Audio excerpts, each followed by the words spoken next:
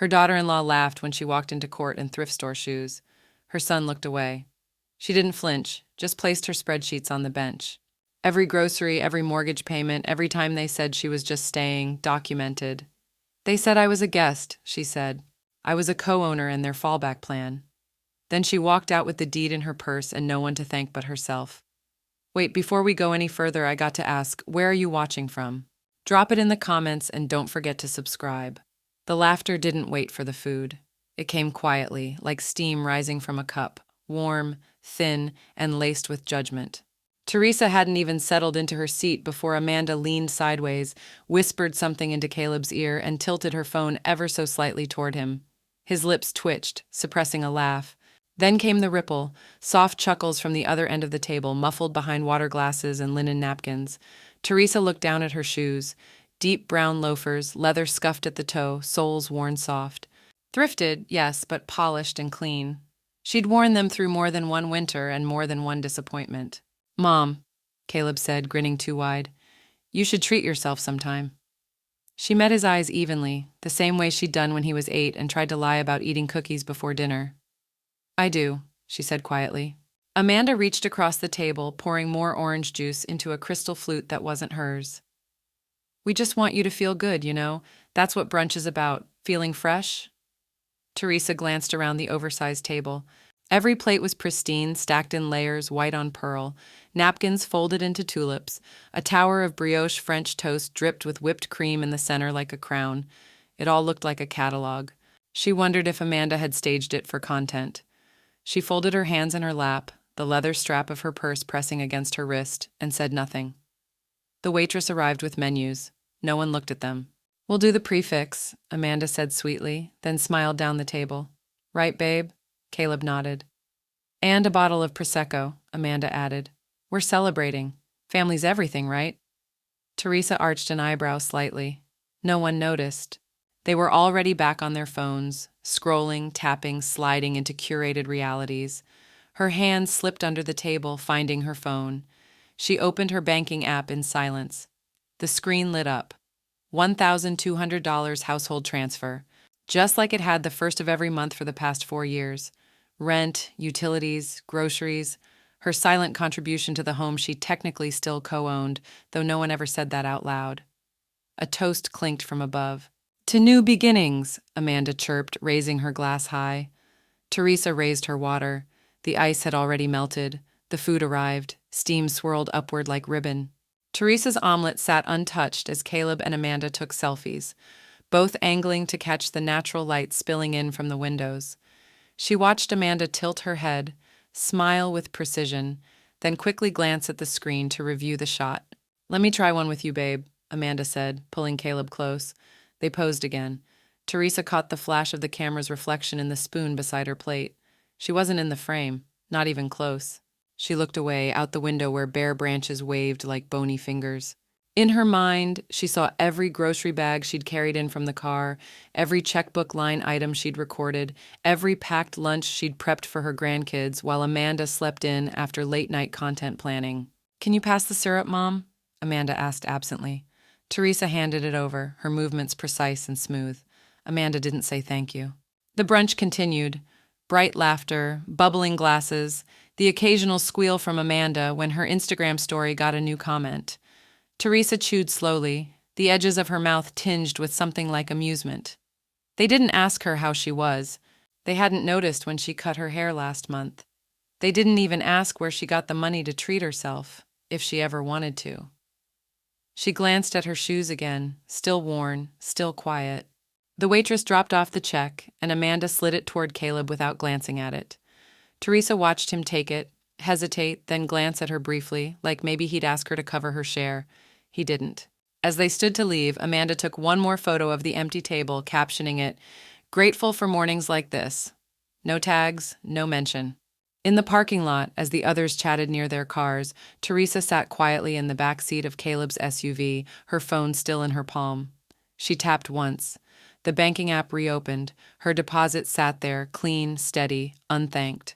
She looked out at Amanda's heels, clicking on the pavement, and slowly closed the app. But before she did, her thumb hovered over the menu. Add new transfer rule. Not yet. but soon. Teresa checks her banking app under the table. Her monthly deposit just cleared into the household fund. They told me I looked tired. I was the front door closed behind Teresa with a whisper instead of a click. It was still morning, but the light had changed, flattened by the thin veil of afternoon gray. She slipped off her shoes by the entryway, one at a time, placing them neatly beneath the bench where no one else bothered to put theirs. Amanda's voice floated in from the kitchen, bright but edged. "You okay, Teresa? You looked a little tired at brunch." "Tired?" Teresa echoed. Amanda didn't look up. "Just saying, if these things are too much. Early brunch, loud restaurants, maybe next time just take it easy. Skip it." Then, almost as an afterthought, she added, "We don't want you feeling run down." Teresa paused. The air between them felt just slightly colder than the fridge door Amanda had left open. She picked up an apple from the counter, turned it in her hand slowly. "I'll keep that in mind," she said, and walked past her, the floor creaking with each step. Inside her room, she sat at the corner of her bed and stared at the closed blinds. A single sliver of light cut through and landed on the armchair beside her dresser. It felt like a spotlight on the silence. Teresa turned and opened the drawer. The receipts were in a rubber-banded stack, months of them, neatly folded, dated, color-coded by highlighter. A system of quiet record-keeping no one knew she kept. She began flipping through them, her eyes narrowing only slightly with each page. Milk, apples, diapers, paper towels, gym snacks, always from the same store, always paid by card. Her card. She reached the March folder. Inside was a smaller receipt, thinner stock, not groceries. $180. Serenity Spa and Wellness. Gift card purchase. Notes. "Happy birthday, Amanda." Teresa blinked. The penmanship wasn't hers. She stared at the handwriting for a long moment, rounded, bubbly, Amanda's unmistakably.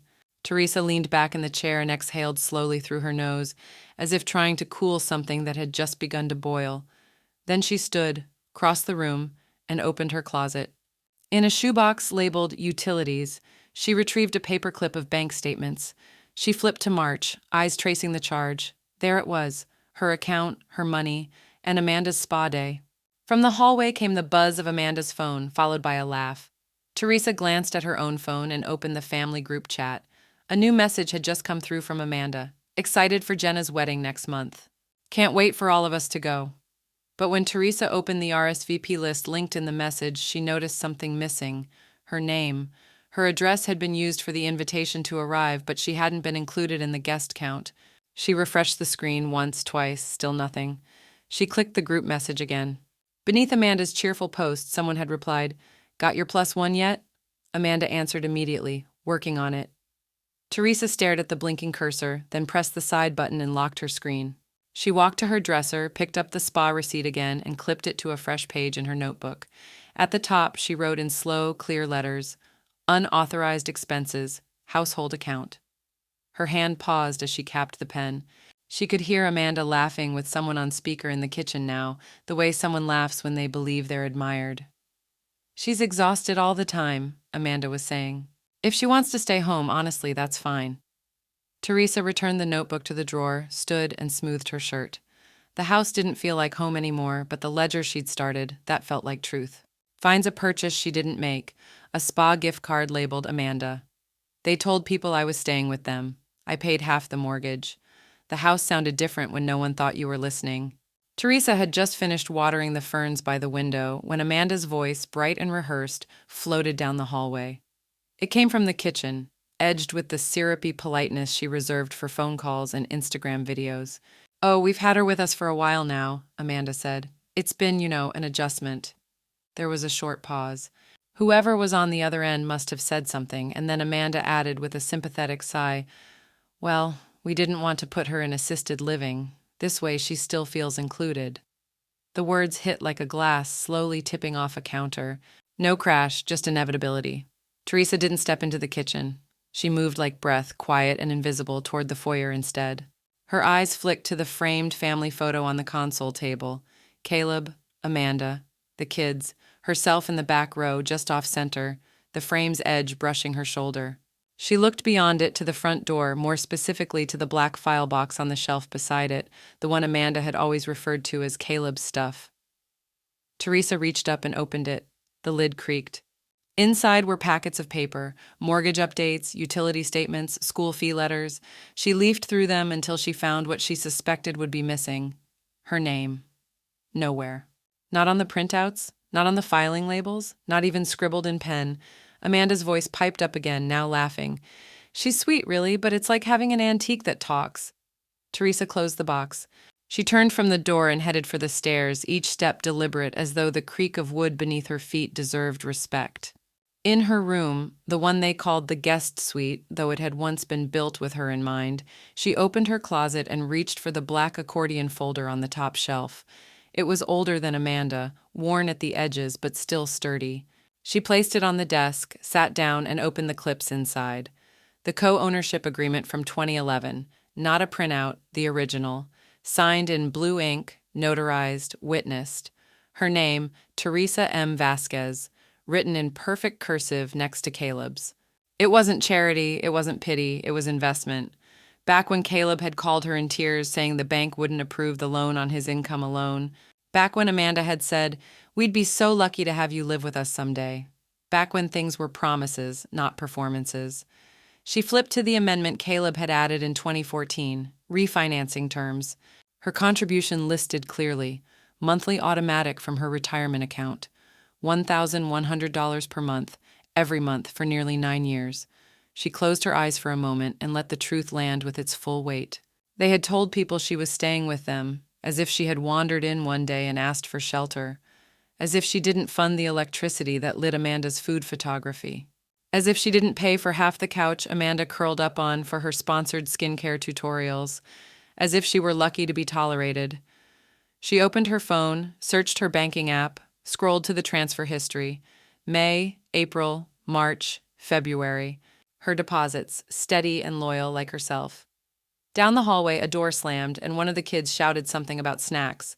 Amanda's voice called back, "Hydrate and clipped." Teresa didn't register the words. She opened a new document on her computer and began typing, "Property contributions, Teresa M. Vasquez, 2011, present." She began to itemize, line by line, not just the mortgage, not just the groceries, but the forgotten, invisible labor no one counted, watching the kids after school, staying up when they were sick, cleaning the fridge on Thursdays because Amanda never noticed it needed it. She added a line break, witness statements to be added. She stood, stretched her spine, and let her eyes wander around the room. This was not a guest suite. It was the only room in the house where truth lived. Her gaze dropped to the floor where her thrifted shoes rested. They looked tired, but they had carried her farther than anyone knew. She closed the document, saved it. Then she reopened the co-ownership agreement, scanned it, and emailed it to herself under a new subject line. Just a guest. She checks her files, finds the original co-ownership agreement from 2011. I wasn't paying rent. I was paying for silence. The spreadsheet blinked back at her. Teresa sat at the dining table, glasses low on her nose, lit by the weak afternoon light pouring through the kitchen window. The numbers weren't lying. They never had. They just waited to be seen. Groceries, utilities, school uniforms, extra gas money for Amanda's SUV. The list stretched down the screen like a slow, dripping betrayal. She hadn't tracked it all before, never needed to. She believed her presence, her care was welcome, necessary even. But necessity had a price, and silence, she was learning, wasn't free. She opened a second tab. 4 years. That's how long she'd lived under their roof, in what Amanda called the guest suite, but what was technically the second master bedroom. 4 years of blending into the wallpaper, of being spoken around and over. She began tallying the shared Costco runs she'd paid for on her card and never been reimbursed for. The electric bills she'd offered to cover just this month and then continued covering. Birthday gifts for the grandkids, streaming subscriptions, the water heater repair, and then there were the school fees. Caleb had called her from work. "Can you just front it, Mom? We'll figure it out after payday."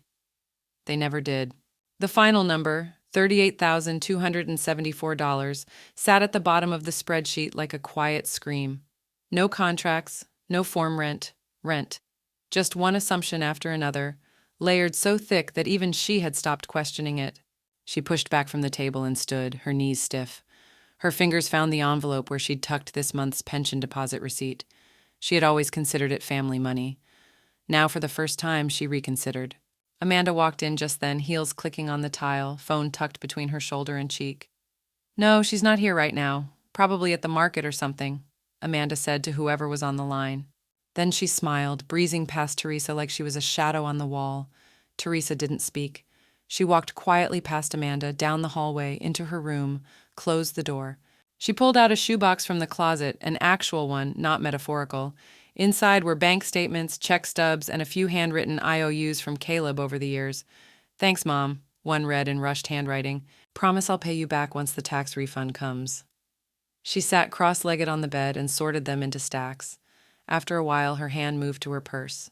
She pulled out her debit card, the one connected to the household account, and stared at it.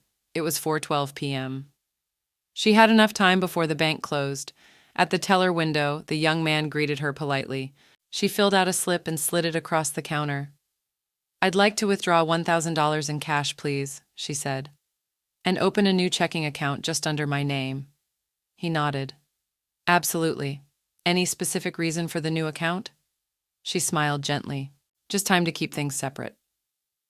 The cash felt warm and real in her hand, more solid than the years of forgotten thank yous and side comments. She folded it slowly, deliberately, into her wallet.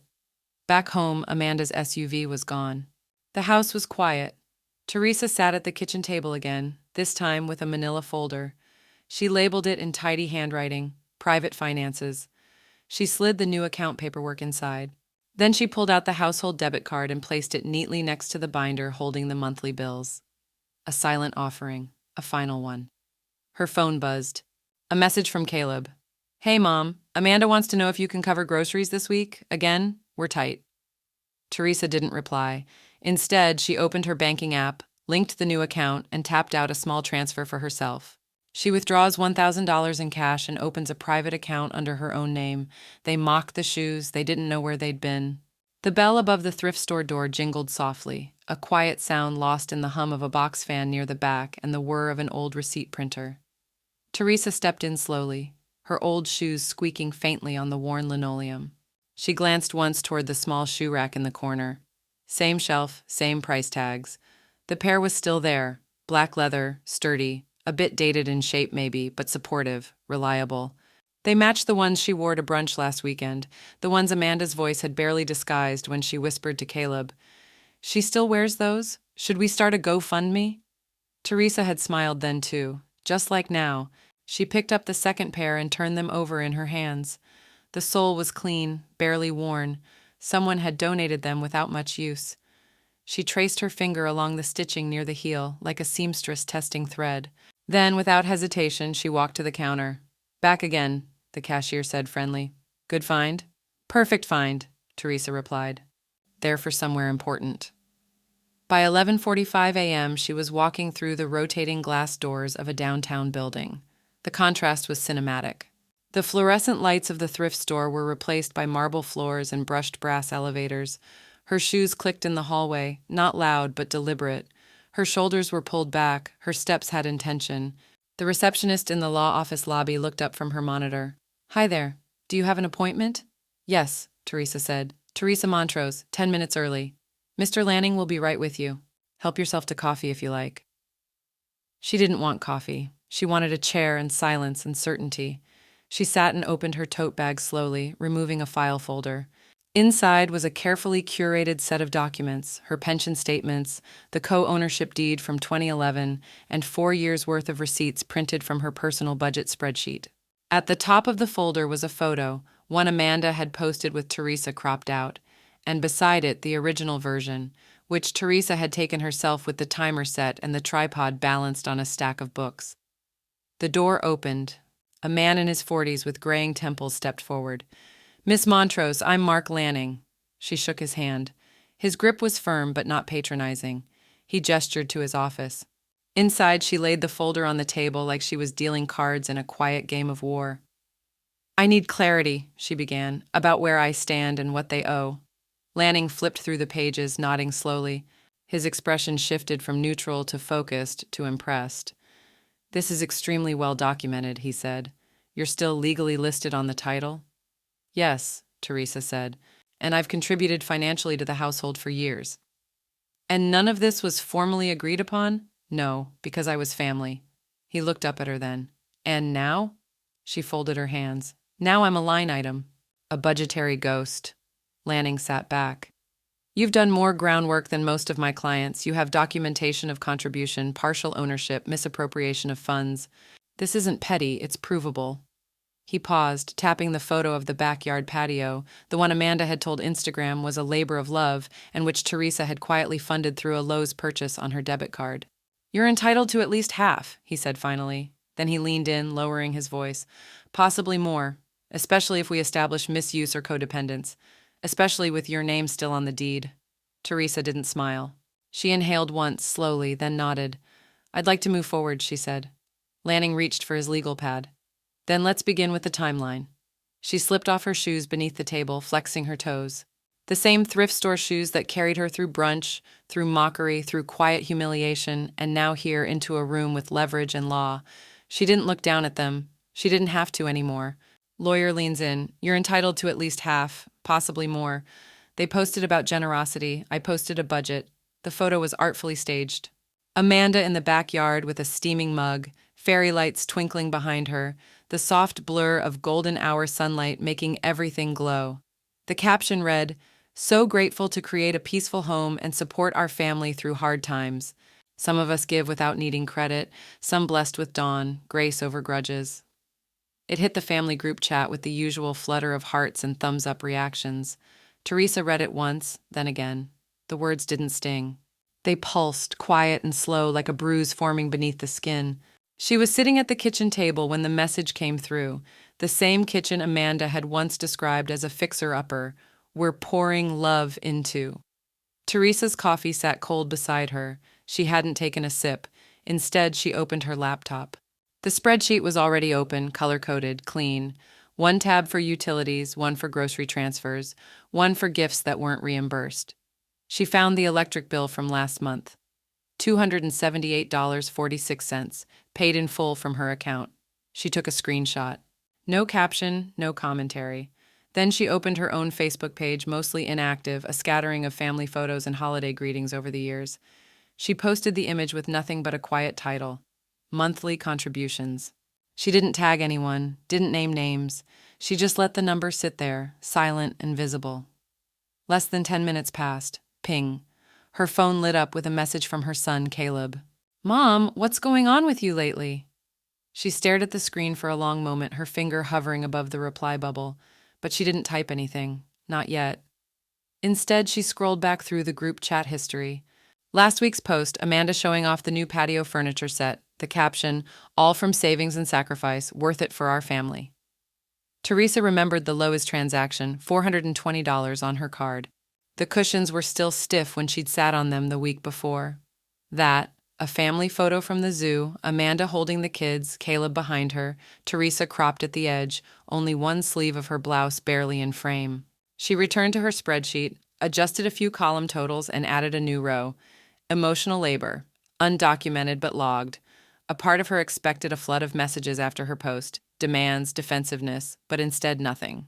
Just Caleb's question, suspended like a ceiling fan that had been turned off mid-spin. "What's going on with you lately?" She could have told him about the receipt she found for Amanda's spa gift card, about the neighbor who mentioned in passing, "So sweet of you to help them out," about how Amanda had asked her to keep the kids out of the background during one of her live streams, as if Teresa's presence was background noise.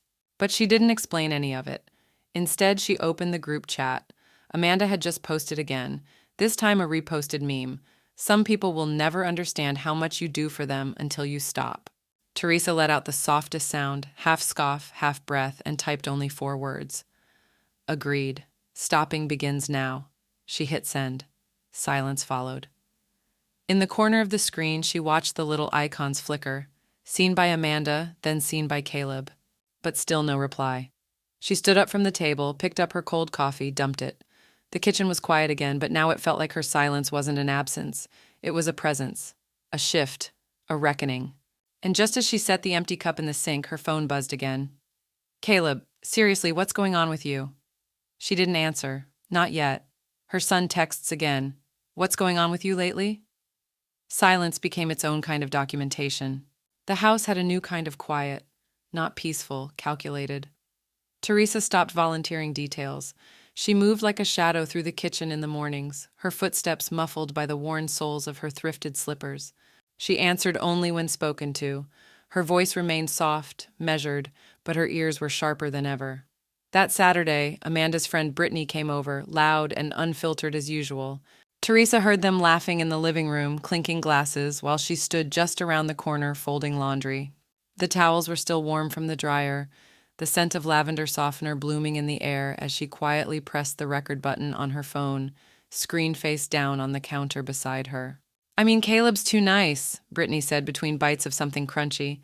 "If it were me, I'd have asked her to move out a long time ago." Amanda's voice was cooler. "Oh, he doesn't see it, not fully, but I do. She's just dead weight now." Teresa's hands paused mid-fold. The towel, half-creased, sagged against the counter. "She acts like she's doing us a favor," Amanda continued. "Like paying an occasional bill gives her a free pass to control the whole house." "She's always here," Brittany added with a laugh. "It's like living with your phone on low battery, just constant silent judgment." They laughed. Teresa didn't.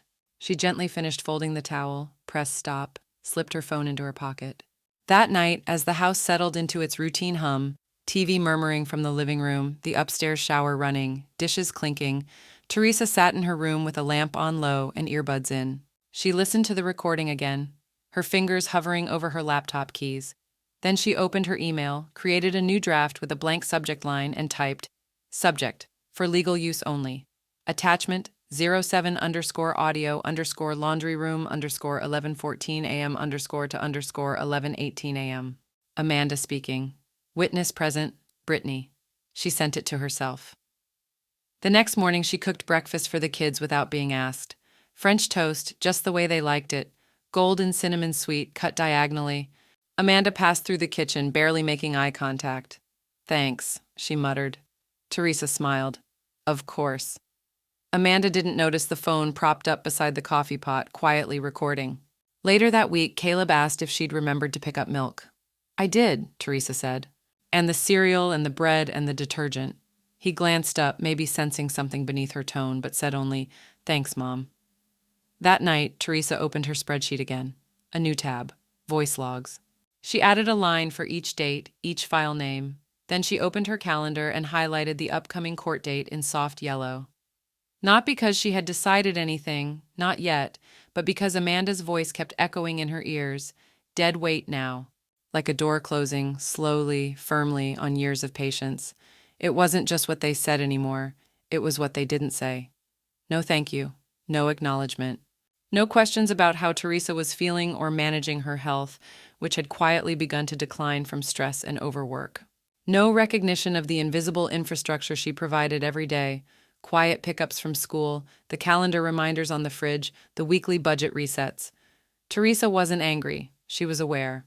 She began keeping a notebook, handwritten and discreet, tucked between old cookbooks on the bottom kitchen shelf.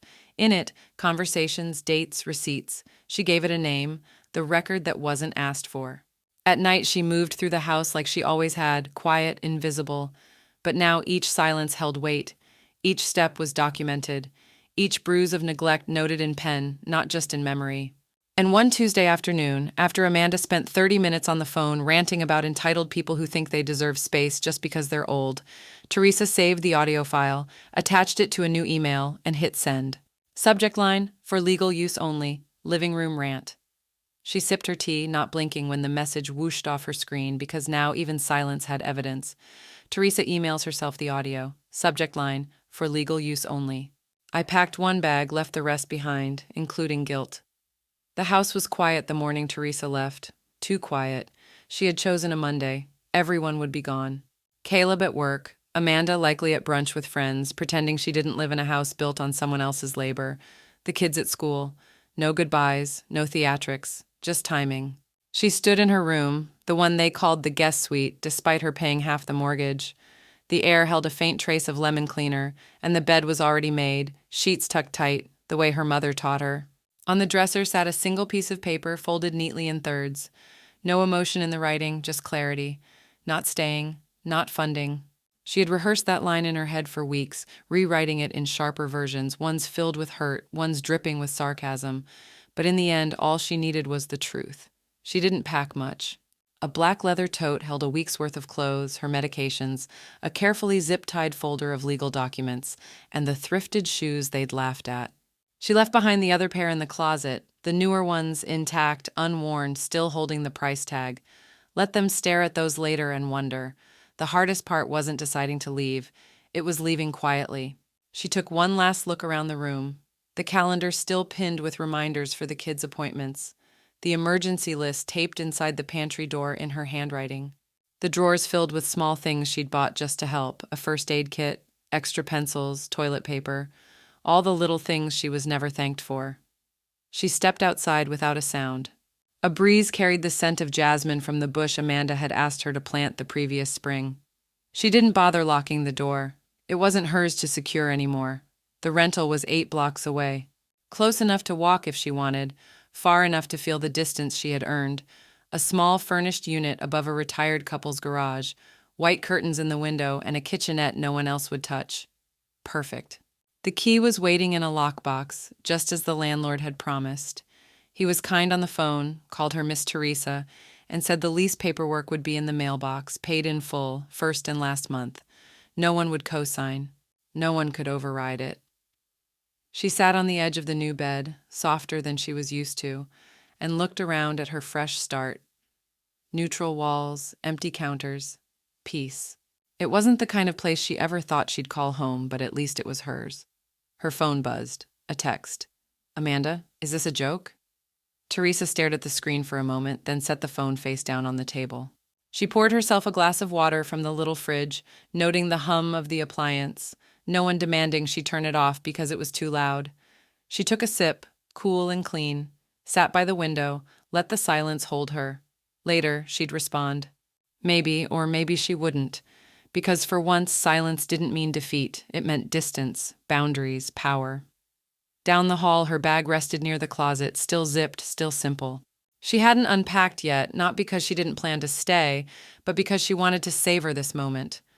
The moment of absence, of withdrawal, of quiet reclamation. No confrontation, no fight. Just a door closed without explanation, and a note they'd have to read again and again, looking for some hidden meaning. But there wasn't one. She had written exactly what she meant. Amanda texts, "Is this a joke? They called me petty. The court called me partial owner. The envelope was thick, official, and sealed with the state crest. Teresa didn't deliver it herself. She didn't have to. A uniformed process server did at 7:58 a.m., right as Caleb stepped out to get the paper and Amanda opened the door in her robe, coffee in hand. "Are you Amanda Saunders?" the server asked with quiet finality. Amanda blinked, confused. "Yes?" "Why?" The stack of documents was placed squarely in her hand before she could finish the sentence. "You've been served. Ownership review, civil audit, court dates listed on the first page. Good morning." Teresa had watched from a block away, parked in her rental's borrowed car with tinted windows. She didn't smile, didn't flinch. She simply recorded the timestamp on her notepad and wrote, "Service completed, 7:58 a.m. Wednesday." By 8:12, Amanda's text came through, all caps, "What the hell is this?" Teresa didn't reply. Inside the house, panic was blooming like mold beneath a sink. Caleb tore open the envelope and flipped through the pages, voice rising in volume and confusion. Amanda followed him into the kitchen, slippers sliding on the tile. "She's suing us!" Amanda shrieked. "What does asset freeze mean?" Caleb skimmed, then paused. "She filed for a partition review, says she's a legal co-owner, wants her financial contributions audited." Amanda's face drained. "She can't do that, can she?" He didn't answer. He just sat down and reread the clause Teresa had highlighted herself in yellow marker. One sentence in the original co-ownership agreement, dated and notarized in 2011, all parties named retain equal rights to occupancy, asset value, and resale consideration unless otherwise renegotiated in writing. Amanda snatched the paper from his hands. "She's just being petty. This is revenge because we didn't invite her to dinner. She doesn't have a case." But the word co-owner sat there in black and white, and it wasn't going away. 3 hours later, Amanda stood outside the house and yanked the notice off the door. The second envelope had arrived by certified mail, a formal notice of household audit. A court-mandated review of finances, utilities, maintenance records, and living expenses over the last 5 years. Everything Teresa had itemized, tracked, documented. Amanda tried calling Teresa straight to voicemail. She messaged in the group chat, "So we're doing this publicly now?" Teresa responded with a single line, "Transparency is a virtue, Amanda." At a cafe across town, Teresa met with her attorney again. She wore the thrifted shoes again, polished this time, same soles that had walked miles for that family into grocery stores, to school plays, to doctors' offices. Now they carried her somewhere new, court-appointed legitimacy. "You'll have to testify," her lawyer said gently, sliding a court schedule across the table. "It'll be public." Teresa didn't hesitate. "Good. Let them hear it." She tucked the calendar into her folder. Her hand didn't shake. Not this time. Meanwhile, Caleb sat alone in the living room rereading his mother's name on the title. The one he'd forgotten was there because Amanda told him not to worry about it. She'll never push. She's not that kind of person. Apparently, she was exactly that kind of person, but only when pushed far enough. He remembered the nights she stayed up folding laundry that wasn't hers. The day she fixed their leaky sink when the plumber canceled. The envelopes that came with her name on them but paid the electric bill, the water bill, the groceries. And now? Now she wasn't in the guest room. She wasn't at the table. She wasn't in the house at all. But her name was on the door. Amanda posted on Facebook, "When people you trusted betray you for money, remember silence is sometimes greed in disguise." Teresa didn't reply, but she did screenshot it, labeled it Exhibit C, Public Narrative Shift.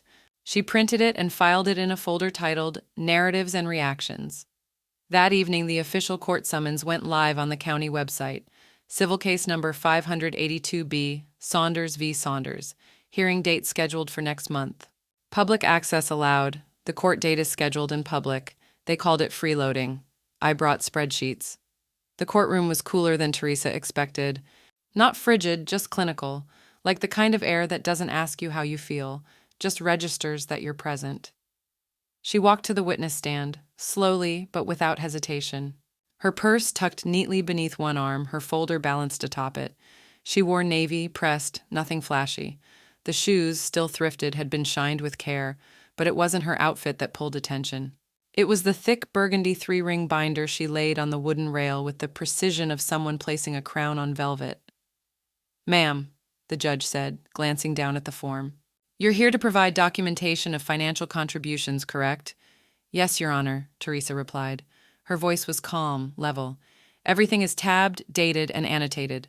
She opened the binder.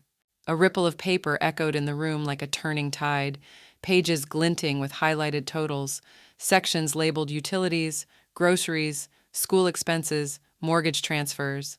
Each entry was followed by bank statements, receipts, and more importantly, corresponding text messages or emails, some printed, some screenshotted, all time-stamped.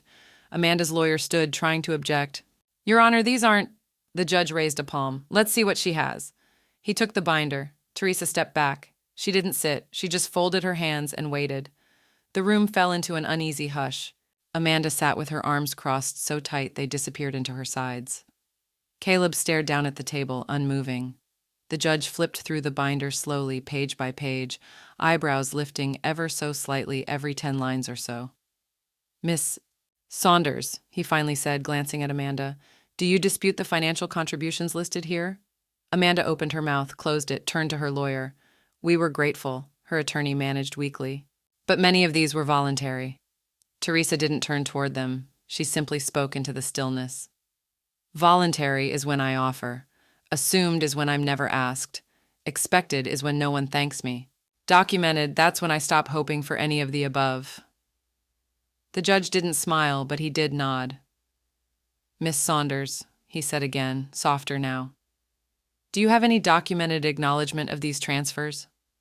Teresa tapped the back of the binder. "A final section here," she said. "Voicemails, text confirmations, calendar notes. My son sent a message last November. Thanks for covering the heating again. I marked it Exhibit J." The opposing lawyer whispered something sharply to Amanda. She shook her head, face coloring. Caleb remained frozen. The judge looked back up. "We'll take a 15-minute recess to review this in full." Amanda's lawyer immediately rose, motioning to the bench. "Your Honor, may we confer privately before proceeding?" The judge agreed. Recess granted. We'll reconvene at 2:15. As everyone began to rise, Teresa slowly returned to her seat. She didn't look at Amanda, didn't look at Caleb, just placed her binder back in her lap and gently closed it, the soft click of the rings snapping shut like the end of a chapter. Behind her, she heard Amanda's hiss. "Why didn't you tell me she had that?" Caleb didn't answer. Teresa heard only the faint squeak of his chair as he followed their lawyer into the hall. She pulled a pen from her purse, turned to the next blank line in her notepad, and wrote, Section 10, budget binder delivered, reviewed, confirmed. Her handwriting was careful, measured, the same way she'd recorded every unnoticed deposit for the last 4 years. Amanda's lawyer asks for a recess, whispers in panic. They said I had no proof. Then the neighbor spoke. The courtroom settled again, but this time the hush felt different. Not the polite quiet of procedure, but a breath-held tension, stretched so tightly that even the rustle of a paper could make someone flinch. Teresa sat with her binder closed neatly in her lap. Her expression remained calm, unreadable, as the bailiff opened the door and ushered in the next witness. A woman in her early 60s stepped in, modestly dressed but with the poise of someone used to watching closely without being noticed. Her name was Helen Collins, and she lived 2 houses down from Teresa and her family. The kind of neighbor who brought over cuttings in spring and kept an eye on the block with a gardener's patience. "Please state your name in relationship to the involved parties," the judge prompted. "I'm Helen Collins. I've been Teresa's neighbor for over 12 years, she said, voice clear but measured. I've also lived across from her son, Caleb, and his wife, Amanda, for just as long. Amanda leaned back, arms crossed tightly. Caleb fidgeted with his tie but didn't look up. "And you're here voluntarily?" the judge asked. Helen nodded. "Teresa didn't ask me to, but I felt it was time someone told the truth plainly." The judge allowed her to continue. Helen's eyes moved to Teresa, warm but firm. Teresa practically raised those kids. She was up before sunrise, walking them to school when Amanda was still asleep and Caleb had left for work. She brought them to our porch to feed stray cats. She taught them to ride bikes in my driveway. She turned slightly toward the judge. I saw her carrying groceries every week. I saw her shovel their snow when Amanda was too cold and Caleb had the flu. And when the electricity was almost cut off a few winters ago, Teresa told me she covered the bill, but not to mention it. "They don't need to feel bad," she said. Gasps rippled from a few seated observers behind them. Amanda's face turned sharp with disbelief. "This is ridiculous. She's not even family," she snapped. The judge raised a hand. "You'll have a chance to respond, Mrs. Saunders. Continue, Miss Collins." Helen held her ground. "She is family, Your Honor. She acted more like family than anyone else in that house, and she never asked for anything back. Not even thanks." A beat of silence. Then Helen added, "Until now." The opposing attorney shifted, with respect. "This is anecdotal. She can't verify." "She can," Teresa's lawyer interrupted, lifting another document, "and so can this." He handed over a printed statement. It was a notarized letter from the school where Teresa picked up the grandchildren 3 days a week for 5 years, with dates, logs, witnesses. Amanda tried to laugh. "So what? She's just Mother Teresa now?" "No," Helen replied from the stand softly. "She's just tired of being erased." The judge glanced through the documents again, his brow furrowed, not with doubt, but with slow, dawning acknowledgement. "Mrs. Teresa Sullivan," he said, addressing her directly. "Based on the financial records, eyewitness accounts, and documentation provided, this court recognizes your contributions as substantial and sustained over a significant period." He tapped the bench with his pen, once, then again. "This constitutes partial ownership under joint equity laws and qualifies for civil restitution review." Amanda blinked. "What?" Caleb finally looked up, his voice barely audible. "You mean she owns the house?" The judge's voice was firm. "She owns part of it. And depending on valuation, possibly more than either of you." Teresa didn't smile, didn't flinch. She simply turned a page in her notebook and wrote the words down, as though noting the time of sunrise. "The judge declares partial ownership confirmed. They were thrifted, not worthless." The verdict echoed longer than expected, not just in the courtroom but in whispers that started seeping through family circles like steam under a sealed lid.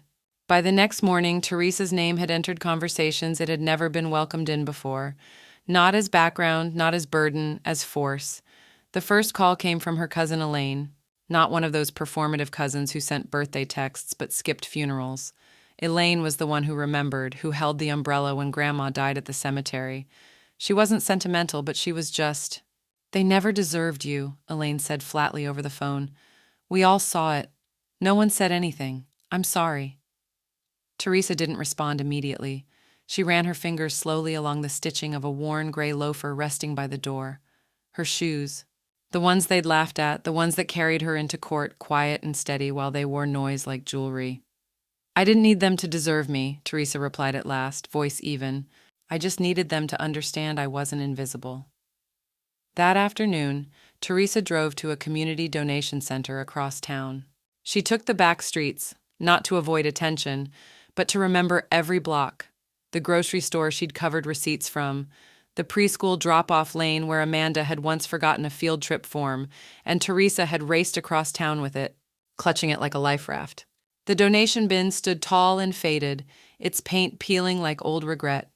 Teresa carried a brown paper bag under her arm. No fanfare, no music swelling in the background, just the soft creak of old soles brushing gravel. She pulled the thrifted shoes from the bag, still clean, still whole, and turned them in her hands once. The soft lining had worn through in the heel. A slight scuff marked the left toe. They weren't beautiful, but they had been faithful. She gently placed them inside the bin, but before she closed the flap, she reached into the bag one more time. A small envelope sealed. On the front, in careful cursive, read, "Thank you for the reminder." Inside it, a printed photo from the brunch. The moment frozen in time, sunlight pouring in across the kitchen island, everyone mid-laugh. Teresa sat at the far end of the table, half out of frame. Cropped out online later, of course, but here in the original, she was visible. Laughing, too. But her eyes looked elsewhere, already thinking. She slid the envelope between the shoes. The bin door clanged softly behind her, like punctuation. She turned and walked back to the car. A breeze pushed her scarf off her shoulder, and for the first time in weeks, she didn't bother pulling it back up. On the drive home, her phone buzzed again. This time it was from Nora, Amanda's old college roommate. They hadn't spoken in years, but the message was brief and pointed. Saw the news. You really wore those shoes into court? Iconic. Teresa smiled, but it didn't reach her lips. Not out of bitterness, just clarity. She wasn't doing this to be iconic. She was doing this because enough was finally enough. She parked in front of her small rental and gathered her things. On her doorstep, a small envelope awaited. No stamp, just placed there. Inside, a note, sloppy handwriting, Caleb's. We need to talk, please. She stared at it for a long moment, fingers still on the folded crease. Then she stepped inside and left the envelope on the counter, unopened. At the bottom of the donation bag, she leaves the brunch photo. The house wasn't the only thing gaining value. The appraiser's boots made dull echoes as he walked across the tiled kitchen floor. Teresa followed a few steps behind him, clipboard in hand, her expression unreadable but present. Her posture was straight, arms light by her sides, no longer folded. This time, she wasn't just standing in the background of her own life. Original hardwoods, the man noted, tapping the hallway floor with the rubber toe of his boot. Looks like it's been maintained. Teresa nodded once. I cleaned them every Saturday. Lemon oil, microfiber cloth, no shortcuts. The man didn't comment. He just scribbled something on the clipboard and moved on. The house felt different now. Not just because Amanda's fake farmhouse decorations had been boxed up during the legal freeze. Not just because the framed quotes, "This is us" and "Gather" had come down, leaving behind faint outlines on the wall.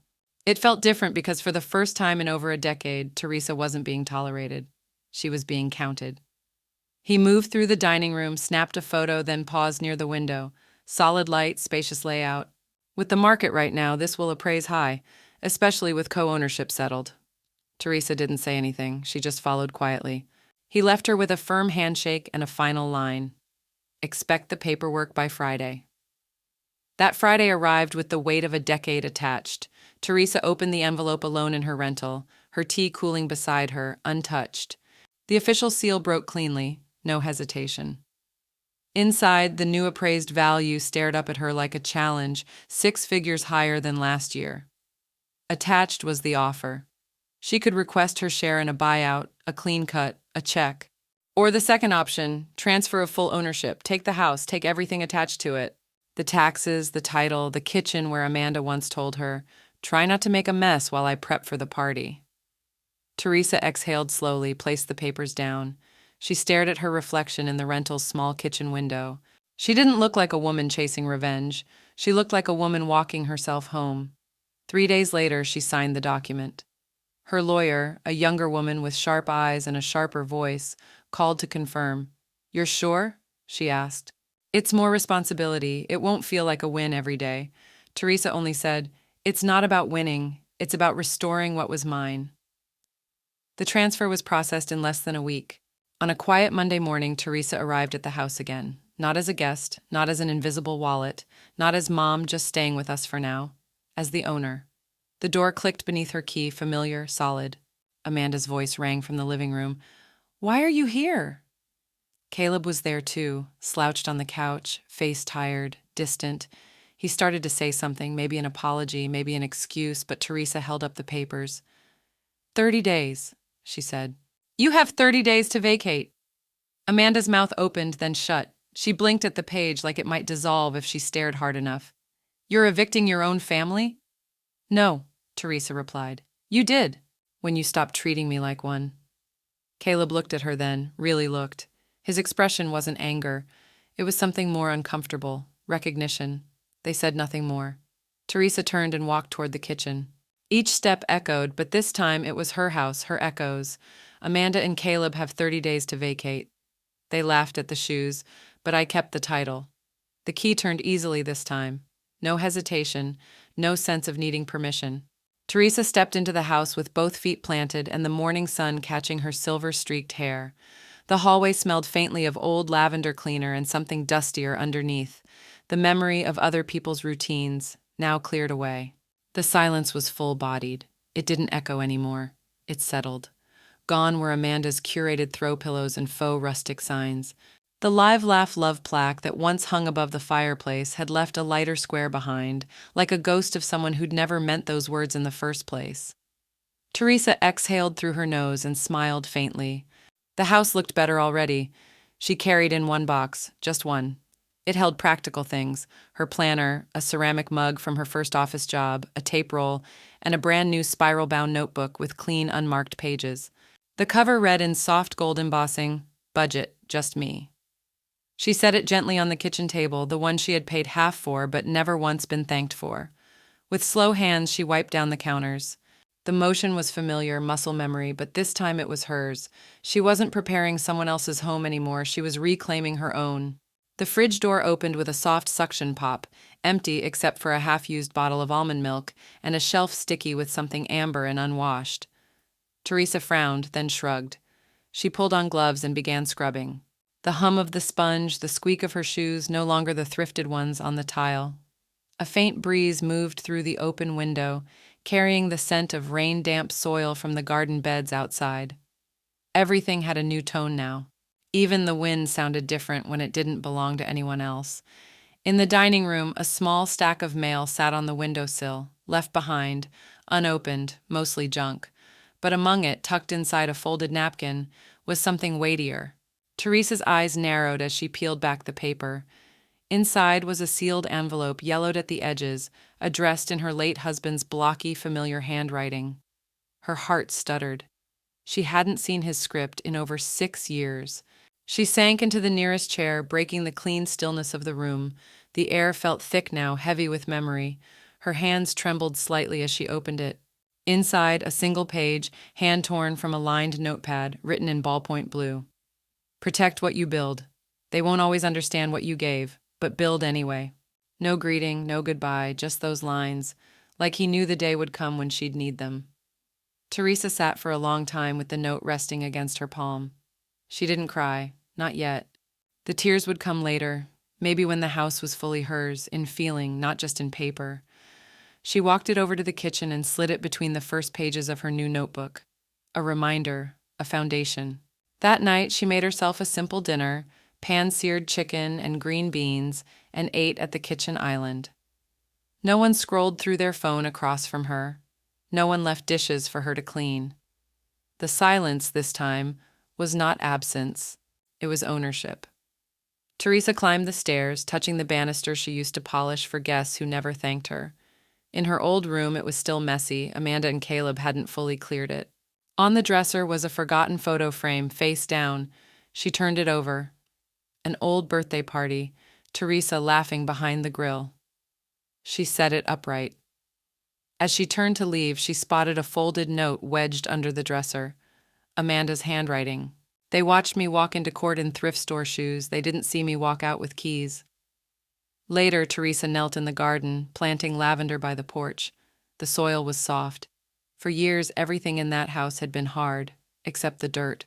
The thrift store shoes were gone now, donated, but she still wore her tan wool coat, a gift from herself during a quiet winter. Angela, the neighbor with the lemon tree, called from the sidewalk. "They said you got the whole place." "I did," Teresa answered. Angela smiled. "Good." Teresa nodded. The shoes didn't cost much, but they carried everything. Angela chuckled. "You walked farther than they ever expected." Inside, the house felt empty, but not hollow. Teresa kept only what fit in one U-Haul. In the kitchen, she dropped fresh key limes into a bowl, just because she liked how they looked. She slipped a framed note from her late husband into a drawer. "Protect what you build." That night, from the porch, she saw Amanda's car pass without stopping. Teresa didn't flinch. She simply turned, locked the door, not from fear, but as a statement. "They laughed at my shoes. Now they'd have to knock to see them."